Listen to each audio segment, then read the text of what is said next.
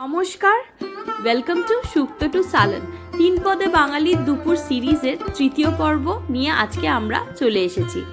এই পরপর দুটো পর্বে আমরা যা ভালোবাসা পেয়েছি, তাই জন্যে এই পর্বটা আরও কন্টিনিউ করছি। আজকে আমাদের মেনুতে রয়েছে চিকেন, আর তার সাথে রয়েছে লাল শাক ভাজা, আর সঙ্গে আছে আমের টক। তো চিকেনটাকে আমরা প্রথমেই ম্যারিনেট করে নিচ্ছি। একটু আদা রসুন বাটা, টক দই, হলুদ, কাশ্মীরি রেড চিলি পাউডার, আর দিয়েছিলাম বাঙালি গরম মশলা। আচ্ছা, সাথে কিন্তু আমরা একটু চিকেন মশলাও অ্যাড করেছিলাম। চিকেন মশলাটা তোমরা দিয়ে দেখতে পারো, ভালো লাগে, বেশ একটু অন্যরকম স্বাদ লাগে। এবারে দিয়ে দিলাম একটু স্বাদ মতো নুন, আর দিয়ে দেব সর্ষের তেল। এইবারে সমস্ত চিকেনটাকে খুব ভালো করে মেখে নেব এবং ম্যারিনেট করে রেখে দেব। যদি চাও কিছুক্ষণ 2-3 ঘন্টা ম্যারিনেট করেও রাখতে পারো, আবার 1 ঘন্টাও রাখতে পারো, অথবা হাতে সময় না থাকলে মোটামুটি বাকি যে কাজগুলো করতে লাগবে আধ ঘন্টা তো ম্যারিনেশনে রেখে দেওয়াই যাবে। তো এবারে চিকেনটাকে ম্যারিনেশনে রেখে আমরা চলো চিকেনের যে লাল আজকে মুরগির ঝোল করব, তো সেটার জন্য আলু কেটে নিচ্ছি। এবারে কেটে নেব লাল শাক। লাল শাকের যে নিচের ডাঁটিগুলো খুব শক্ত হয়, সেই জন্য সেটা বাদ দিয়ে বাকিটা খুব সুন্দর করে কুচি কুচি করে কেটে নেব। আচ্ছা, শাক যখন ধোবে তখন 4 থেকে 5 বার ধোবে, কারণ শাকে কিন্তু ভীষণ বালি থাকে, না হলে ওই বালি যদি মুখে পড়ে শাক কিন্তু খেতে মোটেও ভালো লাগবে না। কিন্তু আমাদের পশ্চিমবঙ্গের যে শাক পাওয়া যায় সেই শাক কিন্তু অনেক বেশি টেস্টি হয়, অনেক বেশি খেতে সুস্বাদু। কিন্তু আমরা যেহেতু বাইরে থাকি, যা পাওয়া যায় তাতেই কাজ চালাতে হয়। যাই হোক, তো শাকটাও কুচি কুচি করে কাটা হয়ে গেছে। এবারে আমরা কেটে নেব আম।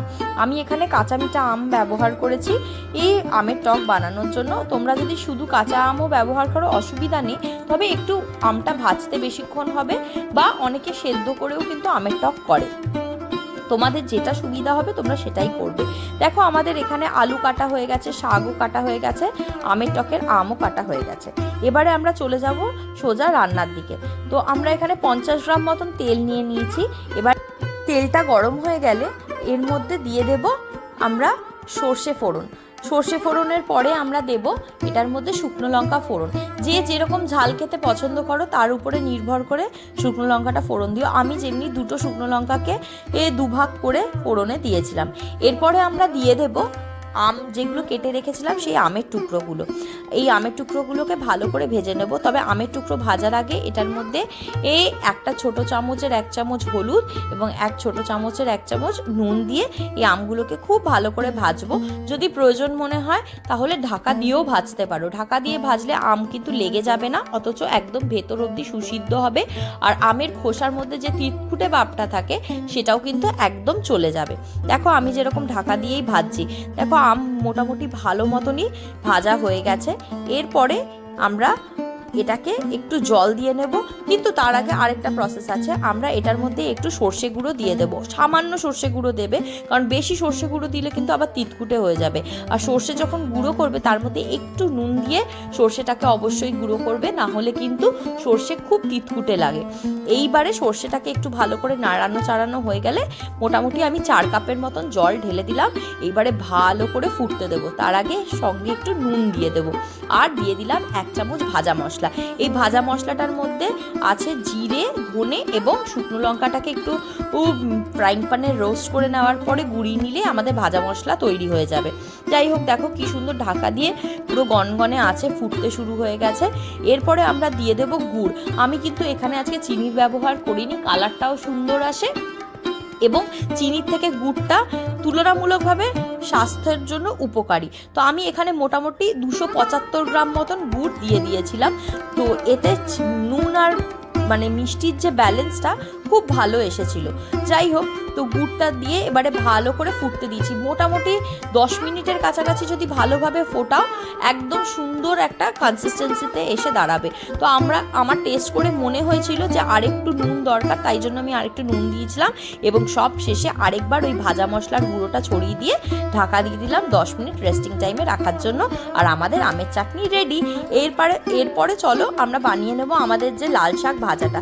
লাল শাক ভাজার জন্য লাল শাক তো নিয়েছি, একটু বাদাম নিয়েছি, একটু বড়ি নিয়েছি, এটা কিন্তু মুসুরির ডালের বড়ি, আর নিয়েছি রসুন, আর নিয়েছি শুকনো লঙ্কা। এবারে সাদা তেলের মধ্যে আমরা দিয়ে দিলাম একটু রসুন ফোড়ন আর একটু কালো জিরে ফোড়ন। এরপরে আমরা যে বাদাম আর বড়িটা আছে সেগুলোকে এক এক করে একটু একটু করে ভেজে নেব। আবার তোমরা এটাও করতে পারো যে প্রথমেই যে ফোড়নগুলো দিলাম সেগুলো না দিয়ে বাদাম এবং বড়িটাকে আগে ভেজে নিতে পারো। যারা নতুন নতুন রান্না শিখছো তারা কিন্তু প্রথম দিকে সেটাই করো, ও তারপরে যখন হাত পেকে যাবে তখন এইভাবে করলেও অসুবিধা হয় না। যাই হোক, তো বাদাম বড়ি ভাজা হয়ে গেছে। এবার সেই তেলের মধ্যেই আমরা লাল শাকটা দিয়ে দিলাম, আর দিয়ে দিলাম দুটো লঙ্কা চিড়ে, অর্থাৎ কাঁচা লঙ্কা চিড়ে দিয়ে দিলাম। আচ্ছা, ফোড়নে কিন্তু শুকনো লঙ্কাও একটা ব্যবহার করেছি, অবশ্যই তোমরা ব্যবহার করো। এবারে তার মধ্যে দিয়ে দিলাম একটু নুন আর একটুখানি হলুদ। এবারে ভালোভাবে ভাজবো।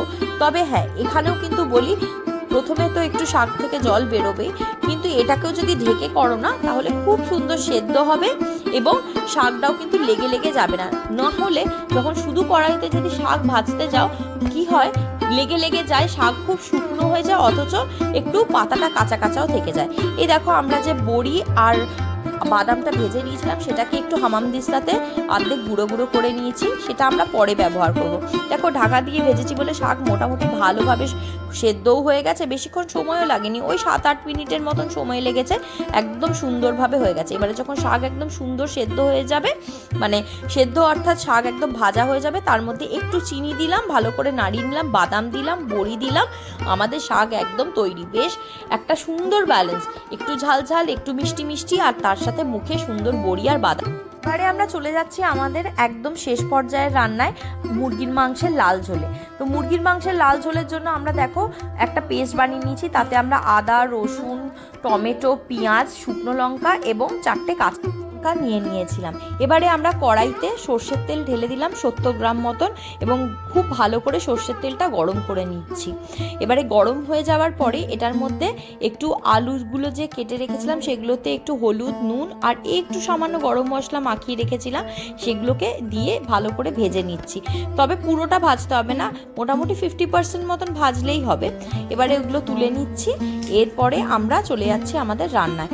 একটু দিয়ে দিলাম তেলের মধ্যে তেজপাতা, এরপরে দিয়ে দেবো একটু গোটা গরম মশলা।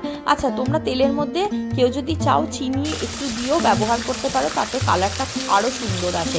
এবারে দিয়ে দিলাম আমরা যে পেস্টটা বানিয়ে রেখেছিলাম সেই পেস্টটা পুরোটাই। এবারে ভালো করে এই পেস্টটাকে কষিয়ে নেব। প্রথমে একটু কিছুক্ষণ ভালো করে ভেজে নেব, এবং যখনই এই মানে এই কাঁচা মশলার গন্ধটা চলে যাবে তখন এবারে একটু ঢাকা দিয়ে দেবো যাতে তেলটা বেরিয়ে আসে। তা করতে আমরা পাশের গ্যাসে একটুখানি চা পাতা বসিয়ে দেবো, গরম জল করে ভালো করে একটু চা পাতা ফুটিয়ে নেবো।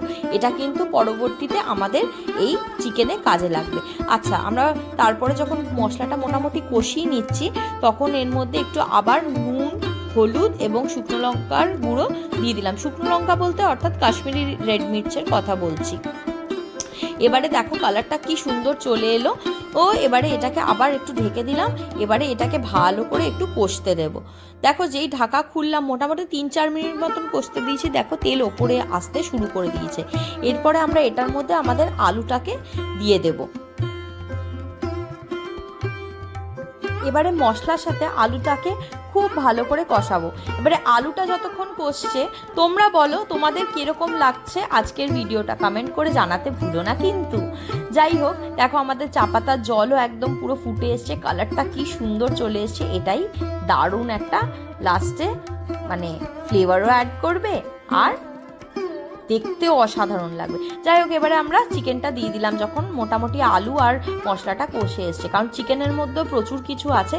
এইবারে আমাদের খুব সিম্পল কাজ হচ্ছে, আমরা চিকেনটাকে এবারে ভালো করে কষাবো। ঢাকা দিয়েও কষাতে পারি, আবার খুলেও কষাতে পারি, তবে ওই যে বললাম আমি অলওয়েজ প্রেফার করি ঢাকা দিয়ে যে কোনো জিনিস করার।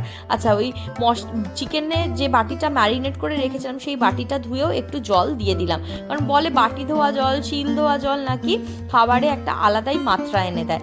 যাই হোক, তো এবারে ঢেকে এবারে চিকেনটাকে ভালো করে কষতে এবং সেদ্ধ হওয়ার জন্য দিয়ে দেবো। দেখো, আমরা কিন্তু এখনও সেরকমভাবে জল ঢালিনি, তবে চিকেনের কিন্তু এবারে জল বেরোতে নিজে থেকেই শুরু করবে। আচ্ছা, আবার একটুখানি চিকেন মশলা আমরা অ্যাড করে দিয়েছিলাম ওই সুন্দর গন্ধটা পাওয়ার জন্যে। এটা কিন্তু ব্যাচেলার্সদের খুব কাজে লাগবে, বা যেদিন মনে হয় যে ইচ্ছা করবে না যে অত মশলা দিয়ে রান্না করব বা অত মশলা বাড়তে ইচ্ছা করছে না, তোমরা কিন্তু এই চিকেন মশলাটা ব্যবহার করতে পারো। যাই হোক, দেখো যেই আমাদের চিকেনটা ভালো মতন মোটামুটি 70% মতন কষে এসছে, আমরা চা পাতার জলটা দিয়ে দিলাম। এইবারে আমরা মোটামুটি 10 মিনিট চিকেনটাকে পুরো ছেড়ে দেবো চা পাতার ওই জলের সাথে ফোটার জন্য, কারণ আমরা আজকে চিকেন কষা করছি না, চিকেনের ঝোল বানাচ্ছি, লাল একদম গড়গড়ে মুরগির ঝোল। তো একটু নুন দিয়ে দিলাম, কারণ আমার মনে হচ্ছিল একটু নুনটা দরকার, আর সঙ্গে দিয়ে দিলাম একটু গরম মশলা। এবারে দেখো চিকেনটা একদম সুন্দর করে ফুটুক, দেখবে কেরমভাবে শেষে রঙটা কমপ্লিটলি চেঞ্জ হয়ে যাবে। যাই হোক, আমাদের চিকেনের ঝোল রেডি। এবারে একটু গরম মশলা আর 1 চামচ ঘি দিয়ে দিলাম। কতক্ষণ আমি থালা বাড়ছি, তোমরা ঝটপট করে লাইক, শেয়ার আর সাবস্ক্রাইব করে দাও দেখি চ্যানেলটাকে। দেখা হচ্ছে তোমাদের সাথে আগামী পর্বে। ততক্ষণ তোমরা নিজের পেট আর মনের অনেক অনেক খেয়াল রেখো। আচ্ছা, চিকেন বানিয়েছিলাম বলে কিন্তু সঙ্গে একটু স্যালাডও রেখেছিলাম, কারণ এই গরমে কিন্তু হজম হওয়াটাও খুব জরুরি খাওয়ার সাথে সাথে। যাই হোক, দেখা হচ্ছে তোমাদের সাথে আগামী পর্বে। চলো, আজকের জন্য এইটুকুই। ভালো থেকো, টাটা।